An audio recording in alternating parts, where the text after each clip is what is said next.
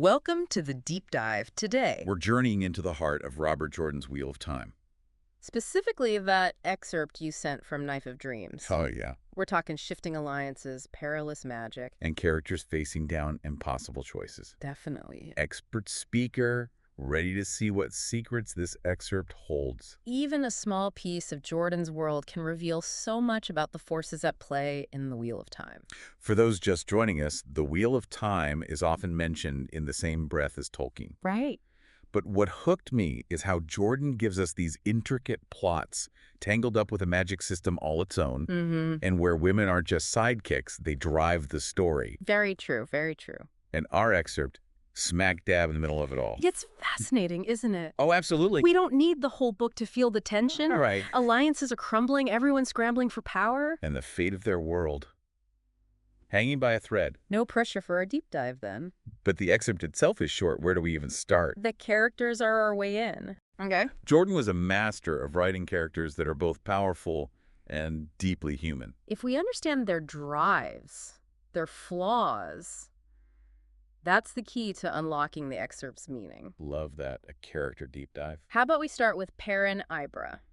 Talk about a character wrestling with tough choices. His wife, Fail, captured by the brutal Shido Ale, it's clearly eating him alive. Yeah. He's this rock-solid leader on the outside, but inside. I'm sensing a storm.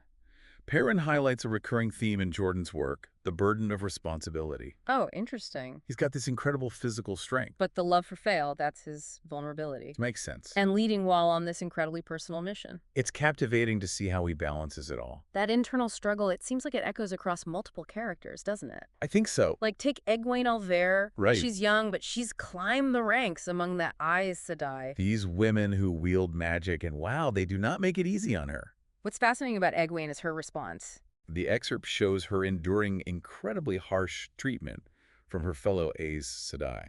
It's rough. But she's not just enduring, is she? There's this subtle manipulation, these almost invisible strings she's pulling to outmaneuver her enemies. Wow. High stakes indeed. Talk about someone who knows the cost of power. And speaking of which, we can't forget Matt Cawthon. Oh, Matt. This guy's got charm for days, but the way he dances around danger makes me wonder, how much is luck? How much is destiny? Something tells me Jordan wants us thinking about that. Absolutely. In this excerpt, we find him leading soldiers. Protecting Tuon, a Shan-Chan heir. Right. Now, if the Aes Sedai represent one-way magic shapes power, the Shan-Chan... well, let's just say they have a very different take on those who can channel. Oh, yeah. Especially women. And Matt, despite himself, is right in the middle of it. I'm actually getting chills just thinking about the Shan-Chan. Their customs, particularly the Domain and Soldam, are both fascinating and horrifying. It's true. This is where Jordan's world building really shines. It's not just window dressing. It's the core of these huge conflicts. It makes you question everything, doesn't it? It really does. Who should hold power? Who gets to... And what happens when those answers clash? Matt, for all his bravado, seems to distrust the Aes Sedai instinctively. Yeah. Yet here he is, drawn to Tuon. Who, in many ways, represents everything he fears. Deliciously complicated, right? It makes you wonder, is there even such a thing as free will in this world? That's the beauty of Jordan's writing. He weaves those questions into every character, every plot thread. Speaking of which, we can't talk about the Wheel of Time without mentioning the elephant, or rather the dragon in the room. Oh, here we go. Rand al'Thor. Right. He might not be in this excerpt directly. But his presence looms large, doesn't it? Oh, absolutely. The Dragon Reborn prophecy says he'll either save the world or break it. Exactly. And that struggle, his destiny, the sheer power he wields, the weight of the world on his shoulders, it ripples outward. Perrin's quest to rescue Fail, it's intrinsically linked to Rand's fight. Right. Egwene's rise to power, intertwined with his return. Wow. Even Matt, for all his trying to outrun fate, is on a collision course with the Dragon Reborn. You can really feel that undercurrent of dread. Like the world itself is bracing for impact. Yeah. Jordan doesn't let you forget for a second that something big is coming. It's not if the last battle will happen, it's when.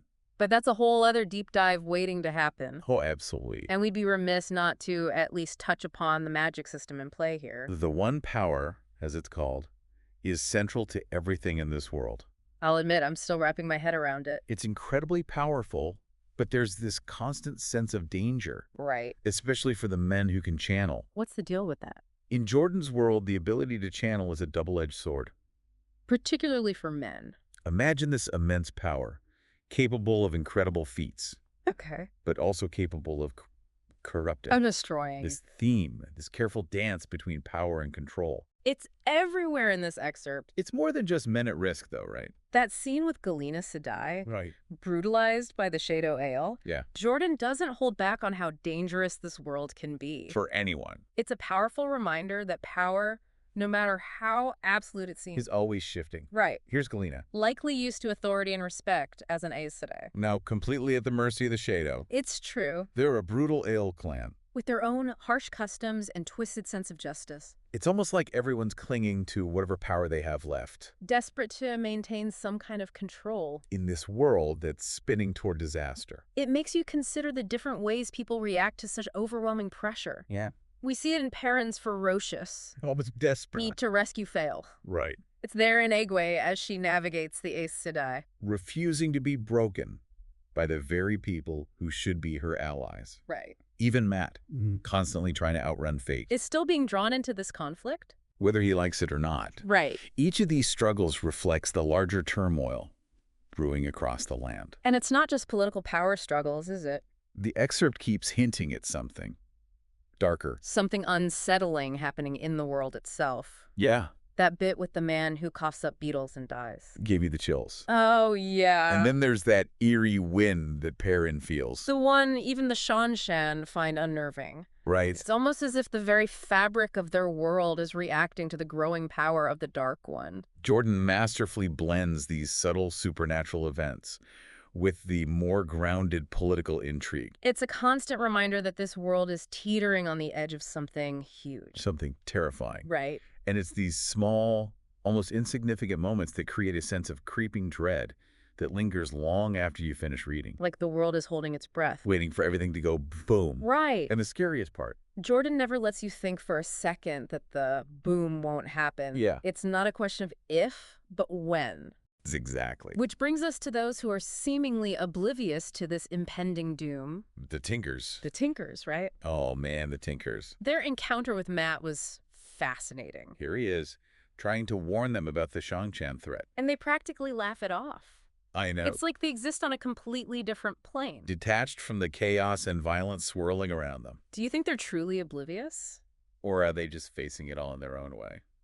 The Tinkers represent an intriguing counterpoint to the prevailing theme of impending doom. Their dedication to nonviolence. Their almost utopian way of life. It forces you to ask, is there another way? Can true peace exist in a world consumed by darkness? Right. It's a testament to Jordan's skill that he can introduce such a fundamentally different worldview without sacrificing the narrative tension. It's a good reminder that there are multiple perspectives at play in this story. Right. Just because the characters we're following are bracing for the worst. Doesn't mean everyone is. I wonder if Jordan is challenging us to consider a different approach. A different way of existing in the world. It's definitely food for thought, isn't it? Yeah. And speaking of different perspectives... I'm struck by how Jordan handles gender roles in this excerpt. Oh, absolutely. You can't talk about the Wheel of Time without addressing how Jordan flips the script on traditional fantasy tropes. Right. Women are not just love interests or damsels in distress. Right. They are powerful figures, leaders. And complex individuals who drive the story forward. And it's not just about physical strength or magical ability. We see it in Perrin's deep emotional connection to Fail. Okay. In Egwene's political maneuvering. Even in the way Matt, despite his fear of Aes Sedai, is drawn to Toon's strength and intelligence. these characters, both male and female, defy easy categorization. too refreshing, honestly. To encounter a fantasy world that embraces those complexities. Yeah. Jordan's characters are allowed to be strong and vulnerable. Ambitious and compassionate all at the same time. It's what makes them feel so real. And it makes their struggles all the more compelling, doesn't it? Oh, for sure. Showing these characters are more than just archetypes. Their triumphs feel more significant. Right. Their losses hit harder. Speaking of losses, This excerpt doesn't exactly shy away from reminding us just how high the stakes are. no, it doesn't. It's not just about individual characters facing peril, The fate of entire nations? of their very world hangs in the balance, This constant sense of urgency, of impending doom. it's woven into every interaction, every decision. It's like a pressure cooker. And you can feel the tension building with every page. Oh, yeah. It makes you wonder how much more these characters This can take before it all comes crashing down. Which, of course, Jordan masterfully leaves unanswered in this excerpt. Right. We're left with more questions than answers. Desperate to know what happens next. Right. Classic cliffhanger. But it's more than just a cheap trick to keep you reading. It's a deliberate choice on Jordan's part to leave us wanting more. Okay. To force us to confront the uncertainty these characters face. Right. He's not going to spoon-feed us the answers. He wants us to grapple with the possibilities. To imagine what might happen next. Which, honestly, is part of the fun, isn't it? Oh, absolutely. The speculation, the theories, the endless what-ifs. It's what makes a deep dive like this so engaging. We're not just summarizing the plot. We're trying to unravel the mysteries at the heart of Jordan's world. Right. It's like Jordan drops us into this world and says, okay, figure it out. No easy answers here. And that's what keeps me coming back for more. It's not just about the destination. It's about the journey, the constant sense of discovery. And the journey is rarely straightforward in Jordan's world, is it? There are always twists and turns, unexpected alliances. And betrayals. Oh, absolutely. Speaking of betrayals, we can't forget about the White Cloaks. They're like this walking contradiction, claiming to fight for good, but their methods, brutal, to say the least. Their hatred for anyone who can channel, especially women, it's chilling. Yeah. What's your take on their role in all of this? The White Cloaks are a fantastic example of how Jordan explores the dangers of blind faith. They believe they're on the side of righteousness. But Their actions. exactly, their actions are often fueled by fear and hatred. It's a cautionary tale about what happens when good intentions become twisted by fanaticism. It's like their vision of good is so narrow, so absolute, that anyone who doesn't fit into their box is automatically the enemy. It's very black and white thinking, yeah. It's a good reminder that things are rarely black and white, even in a world literally facing a battle between light and shadow. Right. Makes you think. It makes you question the very nature of good and evil, doesn't it? It does. Can you truly have one without the other? And what happens when the lines become blurred? When those fighting for good commit acts of horrific violence in the name of their cause? Heavy stuff. Yeah. Which, honestly, is what makes The Wheel of Time so much more than just a fantasy series. Jordan isn't afraid to tackle complex themes, to make us think about the messy realities of power, faith, and what it truly means to fight for what you believe in. But for all the darkness and uncertainty, there's also this persistent sense of hope, right? Absolutely. Amidst the looming threat of the last battle, the constant struggle against the Dark One, there's this unwavering belief in the power of human connection. We see that Yeah. in so many characters. It's in the fierce loyalty Perrin has for Fail, Right. in Egwin's determination to rise above the petty squabbles of the Aes Sedai, even in Matt's begrudging acceptance of his strange and often terrifying destiny. Yep. These characters, despite facing incredible odds, never give up on each other, never lose sight of what truly matters. It's what makes them so relatable, I think. Yeah, they're fighting mythical creatures and navigating a world on the brink of destruction, but at their core, they're just people trying to do what's right, trying to protect the ones they love. It's a universal experience, and that's what gives me hope, even when the world feels like it's falling apart around them.